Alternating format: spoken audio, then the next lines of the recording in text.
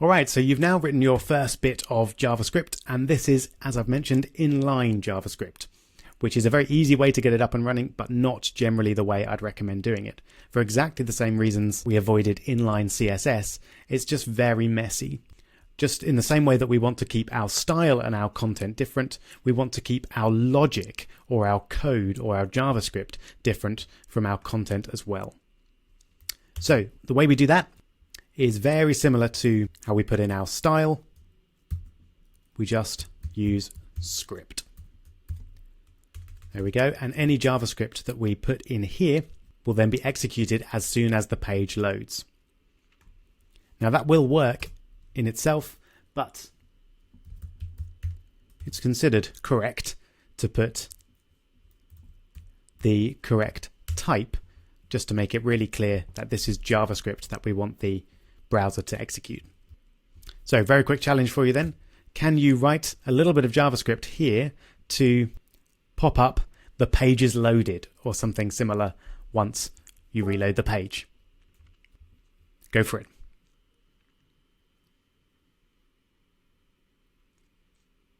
Did you manage it? The challenge was possibly you might have included the onClick command. And if you did, no worries. But the JavaScript itself is actually just the alert part and then whatever text you want inside the quotes there. So that's it. That's all you needed. Let's just save that and refresh the page. So you can see I just did a refresh there. I didn't click the button, but that JavaScript was executed. A quick note about single and double quotes. I used single quotes here because we had double quotes around the edge of the onClick attribute. So if I'd used double quotes in there, that would have got very confused because the system would have thought that this double quote was supposed to end this bit of text rather than start a new one. So if you want to have quotes within quotes, as we've got here, then you need to use double and single. But here, we don't have quotes within quotes, so you can use double or single. And double is slightly more conventionally correct these days, even though both will work exactly the same. Single is only really used when we have to use it. If we're just using some quotes, double quotes is the standard. While we're here as well, just like CSS, JavaScript has an optional semicolon at the end. You don't need it, but you can put it there, and that will enable you to put several different commands on one line if you want to. So I'd recommend getting into the habit of putting semicolons at the end of your lines, but it's up to you. One more thing I want to show you while we're here is the Chrome console, which is really handy for debugging your JavaScript.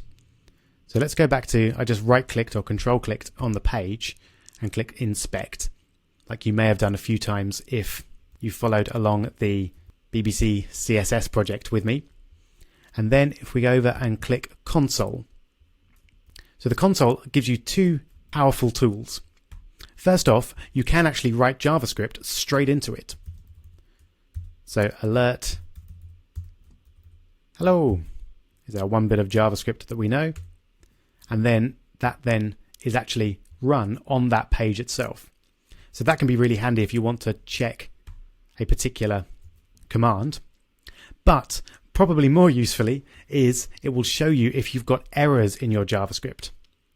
So if I make a mistake and instead of alert I type ert, then first off, if I run the page, let's just get rid of the console. If I run the page, notice nothing happens.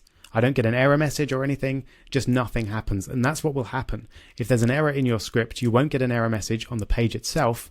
It just won't do anything. And that can be really frustrating. But if we have a look in the console, you can see we've got a lovely error message there.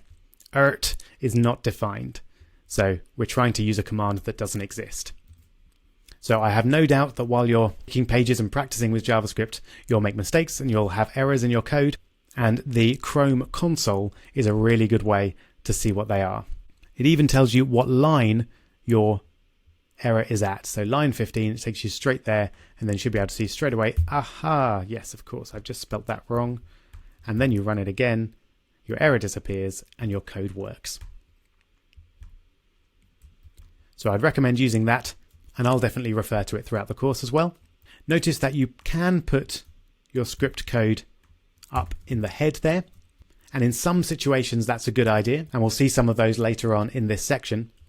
But generally, for the first section at least, we're going to be primarily putting our code at the end of the page like that.